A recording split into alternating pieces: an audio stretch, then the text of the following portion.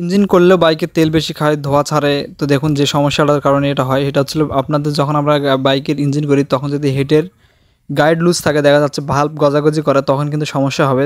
তখন এরকম যদি লাগে দেয় সেক্ষেত্রে কিন্তু সাউন্ড অ্যাডজাস্ট হবে না, টিকটিক বা ঝেরঝেরি সাউন্ডটা কখনোই যাবে না। এবং বাইকের তেল বেশি খাওয়া এবং যে সাদা সাদা ধোঁয়া আসে পিক আপ দিলে, সে ধোঁয়াটা কিন্তু কখনোই যাবে না। আবার অনেক সময় দেখা যায় যে ইঞ্জিনের রিং পিস্টন লাগানোর পরে গাইডের কাজ যদি না করা হয়, সেক্ষেত্রে দেখা যায় যে হালকা হালকা ইঞ্জিন অয়েল শর্ট হয়, দেখা যাচ্ছে 100 গ্রাম বা 150 গ্রামের মতো ইঞ্জিন অয়েল শর্ট হতে থাকে। তো এই সমস্যার সমাধানের জন্য অবশ্যই আমাদেরকে আপনার হেডের গাইডগুলো চেক করতে হবে, যে গাইড যদি লুজ থাকে বা গাইড নষ্ট হয়ে থাকে সেক্ষেত্রে আমাদেরকে গাইডগুলো পরিবর্তন করতে হবে। তো এখানে দেখতে পাচ্ছি আমরা অরিজিনাল যে গাইডগুলো আছে অ্যারোমা কোম্পানির, এটা একটা ডিসকভার বাইকের হেড। তো এই হেডটাতে আমরা হচ্ছে এই গাইডগুলো সেটিং করে দিচ্ছি।